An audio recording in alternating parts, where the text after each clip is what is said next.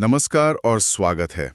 आज हम एक बहुत दिलचस्प विषय पर बात करेंगे। जी ऑप्शन ट्रेडिंग में दिमाग का खेल, मतलब साइकोलॉजी। हाँ, एक ऐसा मैदान जहाँ स्ट्रैटेजी, एनालिसिस ये सब तो है ही जरूरी, पर असली बाजी तो दिमाग में ही खेली जाती है। बिल्कुल। और आज की हमारी ये चर्चा महेश चंद्र कौशिक की किताब है साइकोलॉजी ऑफ ऑप्शन ट्रेडिंग, उसी के इर्द गिर्द रहेगी। अच्छा। किताब से ये बात साफ उभरती है कि बहुत से लोग आते तो हैं ऑप्शन ट्रेडिंग में, लेकिन डर, लालच और अनुशासन, वो डिसिप्लिन की कमी उन्हें अक्सर नुकसान की तरफ ले जाती है। ये किताब इसी पे जोर देती है कि ऑप्शन ट्रेडिंग शायद सबसे ज्यादा जोखिम वाला, लेकिन हाँ उतना ही आकर्षक टूल भी है। सही। यहाँ कम वक्त में बड़ा पैसा बन भी सकता है और उतनी ही तेजी से डूब भी सकता है। हाँ। इसलिए मन पे कंट्रोल वो सबसे जरूरी हो जाता है। तो हमारा मकसद साफ है, ये समझना कि क्यों ऑप्शन ट्रेडिंग सिर्फ चार्ट्स या इंडिकेटर का खेल नहीं है। ये असल में ट्रेडर की अपनी मानसिकता, अपनी साइकोलॉजी का टेस्ट है। हाँ बिल्कुल। तो चलिए खोलते हैं इस किताब के पिटारे को और देखते हैं कि एक सफल ट्रेडर बनने के लिए कैसी सोच चाहिए, कैसी मेंटल स्ट्रेंथ चाहिए। जी। सबसे पहले यही समझते हैं कि आखिर ऑप्शन ट्रेडिंग में ये साइकोलॉजी इतनी अहम क्यों है बाकी ट्रेडिंग से ज्यादा। देखिए, किताब का जो सेंट्रल आइडिया है वो यही है कि ट्रेडिंग की दुनिया में, और खास तौर पे ऑप्शन ट्रेडिंग जैसे तेज रफ्तार वाले खेल में, हाँ। जहां चीजें बहुत तेजी से बदलती हैं सेकंडों में, तो सबसे बड़ी चुनौती बाहर का मार्केट नहीं बल्कि ट्रेडर का अपना मन है। अपना मन। हाँ, यहाँ फैसले बहुत जल्दी लेने होते हैं, अक्सर बहुत प्रेशर में, और ऐसे में इमोशंस का जो वो ज्वार आता है ना, हाँ हाँ। कभी एकदम से प्रॉम्प्टेड का एक्साइटमेंट, कभी तेजी से लॉस बढ़ने का डर, या आपके लॉजिकल फैसलों पर हावी हो सकता है बहुत आसानी से। हाँ, और ये किताब ये भी कहती है कि कई लोग आते ही हैं इस सोच के साथ कि बस जल्दी अमीर बनना है। बिल्कुल। क्या ये सोच ही पहली प्रॉब्लम बन जाती है? निश्चित तौर पर लेखक का मानना है कि यही गेट रिच क्विक वाला जो फंडा है ना, ये अक्सर लोगों को सही तरह से सोचने ही नहीं देता। लालच और फिर उसके साथ डर, बेसब्री, उम्मीद, ये सब भावनाएं मिलके एक ऐसा कॉकटेल बनाती हैं जो सही फैसला लेने की कैपेसिटी को ही धुंधला कर देता है। और ऑप्शंस में तो लीवरेज भी ज्यादा होता है। बिल्कुल। छोटे मूवमेंट्स पर भी बड़ा प्रॉफिट या बड़ा लॉस, इससे भावनाएं और तेज हो जाती हैं। इसीलिए इमोशंस पर काबू पाना और एक मेंटल डिसिप्लिन बनाना, ये यहाँ कामयाबी की पहली और शायद सबसे जरूरी शर्त है। सही। इसके बिना तो दुनिया की बेस्ट स्ट्रैटेजी भी बेकार हो सकती है। तो चलिए इसी में पहली बड़ी भावना पर आते हैं जिसका जिक्र कौशिक अपनी किताब में खास तौर पर करते हैं, लालच। ग्रीड। वो लिखते हैं कि ये ज्यादातर ट्रेडर्स की नाकामी का सबसे बड़ा कारण है। मतलब एक ही ट्रेड से रातों रात करोड़पति बनने का सपना। ये एक बहुत ही आम और बहुत खतरनाक जाल है। लालच क्या करता है, वो ट्रेडर को बेवजह बड़े रिस्क लेने पर उकसाता है। जैसे मान लीजिए कोई अपनी तय रिस्क लिमिट से ज्यादा बड़े लॉट साइज में ट्रेड कर ले, ये सोचकर कि बस इस बार तो जैकपॉट लग जाएगा। हाँ, होता है ऐसा। या फिर अच्छा खासा मुनाफा दिख रहा है, हाथ में है, लेकिन उसे बुक नहीं करना और ज्यादा के चक्कर में ट्रेड को पकड़े रखना तब तक जब तक वो मुनाफा वापस लॉस में ना बदल जाए। उफ, तो इसका तोड़ क्या है? किताब क्या कहती है? किताब यहाँ एक बुनियादी सोच बदलने को कहती है। बड़े जैकपॉट के पीछे भागने के बजाय फोकस होना चाहिए छोटे, लगातार और सेफ मुनाफे पर। अच्छा। इसे एक मैराथन की तरह देखिए, 100 मीटर की रेस की तरह नहीं। लालच अक्सर ओवर ट्रेडिंग भी करवाता है, मतलब बिना किसी ठोस वजह के बस मार्केट में कुछ न कुछ करते रहना है, इस चक्कर में बार बार ट्रेड लेना। हाँ, बस ट्रेड लेना है। जी, और ये आदत धीरे धीरे आपके कैपिटल को खत्म कर देती है। तो यहाँ पर संयम और संतुष्टि ये बड़े जरूरी गुण बन जाते हैं। ये बात तो समझ में आती है। अब सिक्के का दूसरा पहलू देखते हैं, डर, फियर। लालच अगर ज्यादा रिस्क लेने को कहता है तो डर शायद सही टाइम पर एक्शन लेने से रोकता है। किताब के हिसाब से जब मार्केट उम्मीद के उलट जाता है तो डर कैसे हावी होता है? डर देखिए कई तरह से नुकसान करता है। एक तो ये कि ट्रेडर छोटे से लॉस से ही घबराकर ट्रेड से बहुत जल्दी निकल जाए। हाँ। जबकि हो सकता था थोड़ा रुकने पर ट्रेड वापस प्रॉफिट में आ जाता, अगर स्टॉप लॉस हिट नहीं हुआ है तो। ठीक है। दूसरा, डर के मारे ट्रेडर सही मौके पर एंट्री ही ना ले पाए, कहीं ये ट्रेड भी गलत ना हो जाए, ये सोच हावी हो जाती है। या फिर प्रॉफिट वाले ट्रेड से भी डर के मारे बहुत जल्दी निकल जाए, ये सोच कर के कहीं जो मिला है वो चला ना जाए। तो इस डर को, इसको काबू में कैसे रखें, खासकर जब अपनी मेहनत की कमाई दांव पर लगी हो? किताब इसके लिए बहुत प्रैक्टिकल स्टेप्स बताती है। पहला और सबसे अहम, ट्रेड लेने से पहले ही अपना स्टॉप लॉस तय कर लें। पहले ही? हाँ, पहले ही। वो लेवल जहां आप मान लेंगे कि आपका एनालिसिस गलत था और आप लॉस बुक करके निकल जाएंगे। और अपना टारगेट भी, मतलब प्रॉफिट का लक्ष्य, ये आपकी लक्ष्मण रेखाएं हैं। यानी एक बार प्लान बन गया तो फिर मैदान में उतरने के बाद उसे बदलना नहीं है, इमोशंस के बेस पर तो बिल्कुल नहीं। बिल्कुल सही। और दूसरा जरूरी कदम, जैसा लेखक बताते हैं, वो है रिस्क मैनेजमेंट। ट्रेड में घुसने से पहले ही ये हिसाब लगा लेना और मेंटली एक्सेप्ट कर लेना कि अगर स्टॉप लॉस हिट होता है तो मैक्सिमम कितना लॉस होगा। और ये लॉस आपकी टोटल ट्रेडिंग कैपिटल का एक छोटा सा हिस्सा, जैसे 1 या 2% ही होना चाहिए। ओके। जब आप सबसे बुरे हाल, मतलब वर्स्ट केस सिनारियो के लिए पहले से तैयार होते हैं और जानते हैं कि ये लॉस आपको खेल से बाहर नहीं करेगा, तो डर का असर अपने आप कम हो जाता है। तब आप ज्यादा शांत और लॉजिकल दिमाग से ट्रेड को मैनेज कर पाते हैं। ये स्टॉप लॉस और रिस्क मैनेजमेंट की बातें हमें सीधे अगले पॉइंट पर ले आती हैं, अनुशासन, डिसिप्लिन। जी। कौशिक इस पे बहुत जोर देते हैं। उनका कहना है कि बिना प्लान और अनुशासन के ऑप्शन ट्रेडिंग जुए से ज्यादा कुछ नहीं है। बिल्कुल सटीक बात है। अनुशासन ही वो पुल है जो नॉलेज और स्ट्रैटेजी को असल नतीजों में बदलता है। एक अनुशासित ट्रेडर, जैसा किताब में बताया गया है, वो है जो इमोशंस के उतार चढ़ाव में बहने के बजाय अपने बनाए नियमों को सख्ती से फॉलो करता है। मतलब रूल बेस्ड। बिल्कुल। हर ट्रेड लेने से पहले उसकी चेकलिस्ट तैयार होती है। एंट्री कहाँ, एग्जिट कहाँ, स्टॉप लॉस कहाँ, कितना लॉट साइज लेना है जो मेरे रिस्क मैनेजमेंट में फिट बैठता हो, ये सब पहले से तय। किताब में ओवर ट्रेडिंग से बचने और यहाँ तक कि एक दिन में मैक्सिमम ट्रेड्स की लिमिट लगाने का भी सुझाव है, जैसे शायद दिन में 2 या 3 ट्रेड से ज्यादा नहीं। ये कितना प्रैक्टिकल है? ये बहुत प्रैक्टिकल और बहुत जरूरी अनुशासन है। एक लिमिट तय करने से ट्रेडर 2 बड़ी गलतियों से बचता है। पहला, रिवेंज ट्रेडिंग। रिवेंज ट्रेडिंग मतलब एक लॉस हुआ और उसकी भरपाई करने के गुस्से या फ्रस्ट्रेशन में तुरंत दूसरा ट्रेड ले लिया, बिना सोचे समझे। अच्छा। और दूसरा, सिर्फ बोरियत मिटाने के लिए या मार्केट में कुछ तो करना है वाली सोच से ट्रेड करना। अनुशासन का मतलब है सही मौके का इंतजार करना, और अगर आज कोई सही मौका नहीं मिला तो कोई ट्रेड ना करना भी एक सही फैसला है। ये मुश्किल होता है, लेकिन यही अनुशासन इमोशंस को काबू में रखता है और आपको अपने गेम प्लान पर टिके रहने में मदद करता है। इसके बिना अच्छी से अच्छी स्ट्रैटेजी भी फेल हो सकती है।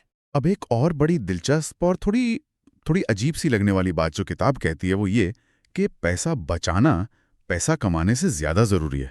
हाँ, ये सुनने में थोड़ा अजीब लगता है क्योंकि फोकस तो प्रॉफिट कमाने पर ही होता है ज्यादातर। ये शायद इस किताब के सबसे गहरे और जरूरी संदेशों में से एक है। लेखक बताते हैं कि ज्यादातर नए या असफल ट्रेडर्स का पूरा ध्यान इसी पर रहता है कि वो एक ट्रेड से कितना कमा सकते हैं, इस ट्रेड में 10 गुना रिटर्न वाली सोच। हाँ, ये तो होता है। लेकिन एक प्रोफेशनल अनुभवी ट्रेडर की सोच ठीक इसके उलट होती है। वो पहले ये सोचता है कि इस ट्रेड में मेरा मैक्सिमम नुकसान कितना हो सकता है और मैं उसे कैसे कम से कम रख सकती हूँ। तो मतलब कैपिटल प्रोटेक्शन, अपनी पूंजी बचाना पहली प्रायोरिटी होनी चाहिए, प्रॉफिट से भी पहले। बिल्कुल। इसे ऐसे समझिए, अगर आप अपनी ट्रेडिंग कैपिटल को सेफ रखना सीख लेते हैं, यानी हर ट्रेड में छोटे मैनेजेबल लॉस लेना सीख लेते हैं, तो आप लंबे समय तक इस खेल में टिके रह सकते हैं। अच्छा। और अगर आप टिके रहेंगे तो प्रॉफिट कमाने के मौके अपने आप आएंगे। आपको हर ट्रेड जीतने की जरूरत नहीं है। अगर आपके जीतने वाले ट्रेड्स का एवरेज प्रॉफिट आपके हारने वाले ट्रेड्स के एवरेज लॉस से ज्यादा है, जिसे रिस्क रिवॉर्ड रेशियो कहते हैं, और आपकी विन रेट ठीक ठाक है, तो भी आप ओवरऑल प्रॉफिट में रहेंगे। राइट। किताब का सार यही है, अपनी कैपिटल बचाइए, मार्केट कहीं नहीं जा रहा, मौके फिर मिलेंगे। लेकिन अगर कैपिटल ही खत्म हो गई तो फिर आप खेल से ही बाहर। इसीलिए पूंजी बचाना वाकई पैसा कमाने से ज्यादा जरूरी है, खासकर शुरुआत में। ये वाकई सोचने का एक अलग नजरिया है। चलिए आगे बढ़ते हैं धैर्य की तरफ, पेशेंस। ऑप्शन ट्रेडिंग की दुनिया अक्सर तेज रफ्तार और तुरंत नतीजों से जुड़ी मानी जाती है। ऐसे में धैर्य का क्या काम? किताब कहती है, सफलता धैर्यवान लोगों को ही मिलती है। हाँ, और ये धैर्य कई लेवल पर जरूरी होता है, जैसा किताब समझाती है। पहला, सही ट्रेड सेटअप बनने का धैर्य। ओके। रोज हर घंटे ट्रेड करने की कोई मजबूरी नहीं है। एक शिकारी की तरह सही मौके का इंतजार करना जरूरी है। जब तक आपका एनालिसिस और नियम इजाजत ना दें, तब तक किनारे बैठना भी एक स्किल है। किनारे बैठना भी स्किल है। जी। दूसरा, ट्रेड लेने के बाद धैर्य रखना, अपने तय टारगेट या स्टॉप लॉस तक पहुंचने का इंतजार करना, न कि जरा सी मार्केट हिली और घबराकर या बेसब्र होकर जल्दी निकल गए। हाँ। और तीसरा और शायद सबसे जरूरी, सीखने की पूरी प्रोसेस में धैर्य रखना। ट्रेडिंग में मास्टरी हासिल करना एक मैराथन है। इसमें टाइम लगता है, उतार चढ़ाव आते हैं। रातों रात अमीर बनने की सोच अक्सर निराशा ही देती है। किताब में एक जगह लिखा है, मार्केट का असली खेल सर्वाइवल का है, टिके रहने का। बिल्कुल। जो ट्रेडर अपनी पूंजी बचाते हुए, अपनी गलतियों से सीखते हुए लंबे समय तक मार्केट में टिका रहता है, वही अनुभव हासिल करता है और आखिर में सफल होता है। जल्दबाजी, अधीरता, फोमो मतलब फियर ऑफ मिसिंग आउट। हाँ, फोमो, ये सब अक्सर गलत फैसलों की तरफ ले जाते हैं। धैर्य एक मेंटल मसल की तरह है, जिसे लगातार प्रैक्टिस से मजबूत करना पड़ता है। और धैर्य का ये पूरा खेल सीधे तौर पर इमोशंस पर कंट्रोल से जुड़ा है। जी हाँ। कौशिक बताते हैं कि हर ट्रेड के दौरान 4 खास इमोशंस हैं जो ट्रेडर पर हावी होने की कोशिश करते हैं। इनका जिक्र हमने थोड़ा थोड़ा पहले भी किया, लेकिन इन्हें एक साथ समझना जरूरी है। हाँ, लेखक इन 4 भावनाओं को ट्रेडिंग साइकोलॉजी का जैसे पिलर मानते हैं। अच्छा। पहला तो वही लालच, ग्रीड और ज्यादा मुनाफे की कभी ना खत्म होने वाली चाह। दूसरा, डर, लॉस होने का डर या कमाया हुआ प्रॉफिट खो देने का डर या मौका चूक जाने का डर। तीसरा, उम्मीद, ये खास तौर पर तब खतरनाक होती है जब ट्रेड लॉस में जा रहा हो। कैसे? ट्रेडर उम्मीद करता है कि मार्केट पलटेगा, लॉस प्रॉफिट में बदलेगा, और इसी उम्मीद में वो अपने स्टॉप लॉस को हटा देता है या इग्नोर कर देता है। इससे छोटा लॉस बड़ा लॉस में बदल जाता है। और चौथा है पछतावा, रिग्रेट। काश मैंने वो ट्रेड ले लिया होता, काश प्रॉफिट जल्दी बुक नहीं किया होता, काश लॉस जल्दी काट दिया होता। ये पछतावा आपको अगले ट्रेड में गलत फैसला लेने पर मजबूर कर सकता है। ये तो वाकई एक इमोशनल रोलर कोस्टर जैसा है। हर ट्रेड एक नई जंग इन भावनाओं से। बिल्कुल। और किताब का साफ संदेश यही है, सफल ट्रेडर वो नहीं जिसे डर या लालच महसूस नहीं होता। ऐसा तो शायद होता ही नहीं। हाँ। सफल वो है जो इन भावनाओं को पहचानता है, समझता है और उन्हें अपने फैसलों पर हावी नहीं होने देता। जो इन चारों लालच, डर, उम्मीद और पछतावा पर कंट्रोल करना सीख लेता है, वही असली विनर बनता है। ये आसान नहीं है। इसके लिए गहरी सेल्फ अवेयरनेस और लगातार मेंटल प्रैक्टिस की जरूरत होती है। इसी से जुड़ा हुआ एक और अहम विचार है ट्रेडिंग को एक सीरियस बिजनेस की तरह देखना, ना कि सिर्फ जल्दी पैसा बनाने का जरिया या कोई हॉबी। बहुत से लोग ऑप्शन ट्रेडिंग को शायद इसी हल्के अंदाज में लेते हैं। हाँ, और लेखक के हिसाब से ये एक और बड़ी सोच की गलती है। किताब इस बात पर जोर देती है कि ऑप्शन ट्रेडिंग को पूरी गंभीरता के साथ एक व्यवसाय, एक बिजनेस की तरह अपनाना चाहिए। बिजनेस की तरह मतलब? इसका मतलब है कि जैसे आप कोई भी बिजनेस चलाते हैं, सबसे पहले एक बिजनेस प्लान बनाते हैं। यहाँ ट्रेडिंग प्लान अपने खर्चों को यानी लॉस को सख्ती से कंट्रोल करते हैं।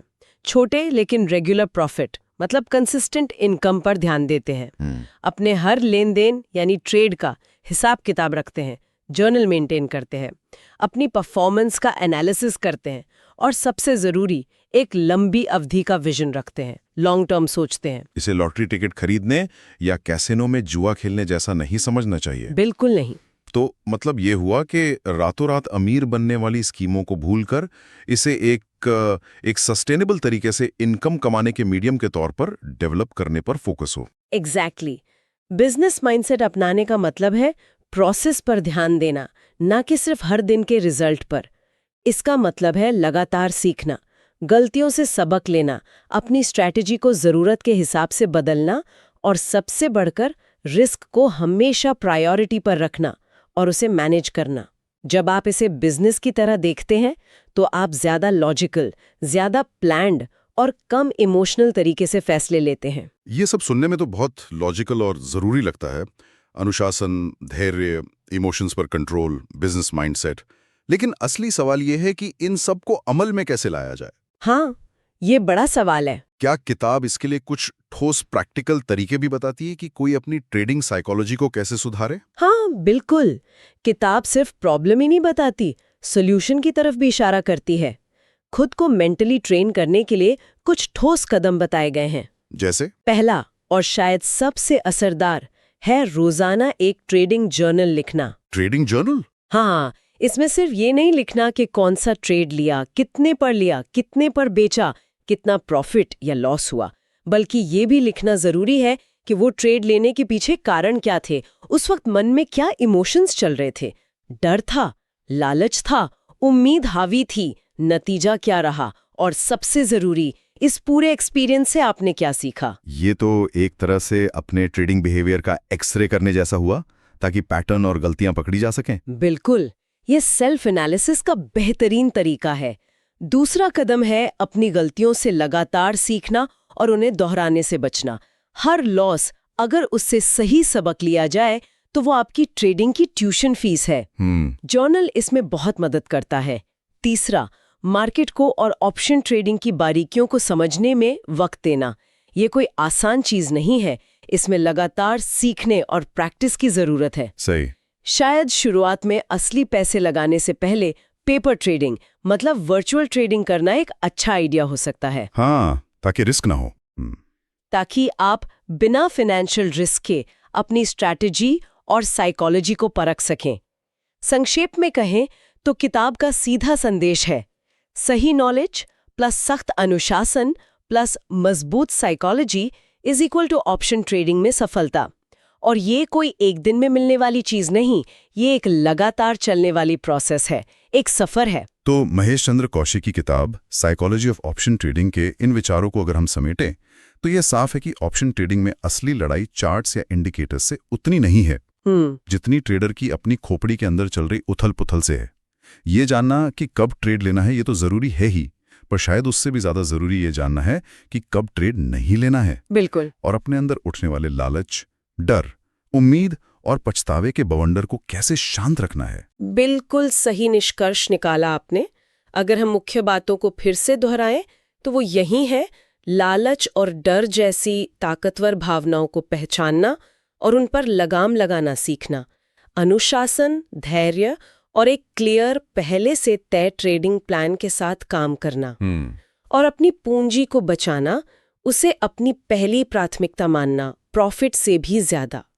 किताब बार बार यही कहती है कि टेक्निकल स्किल जरूरी है, एनालिसिस जरूरी है, लेकिन सही मानसिकता के बिना ये सब अधूरे हैं। सही है। याद रखने वाली बात यह है कि आखिर में वही ट्रेडर लंबे समय तक मार्केट में टिक पाता है और सफल होता है जो अपनी भावनाओं का मालिक बनना सीख लेता है। आज की इस पूरी चर्चा से एक दिलचस्प सवाल मन में आ रहा है जिस पर शायद हमारे सुनने वाले भी सोच सकते हैं। जी। ट्रेडिंग की दुनिया से बाहर निकल कर देखें तो हमारी आम जिंदगी में वो कौन से एरिया हैं जहां ये चार भावनाएं, लालच, डर, उम्मीद और पछतावा हमारे बड़े फैसलों पर सबसे ज्यादा असर डालती हैं। क्या वो करियर चुनते वक्त होता है, या रिश्ते निभाते हुए, या शायद अपने पैसे से जुड़े दूसरे इन्वेस्टमेंट्स करते हुए? और क्या ट्रेडिंग से सीखा गया अनुशासन, धैर्य और इमोशनल कंट्रोल का सिद्धांत जीवन के उन पहलुओं में भी उतना ही कारगर हो सकता है? ये वाकई एक गहरा और सोचने लायक सवाल है।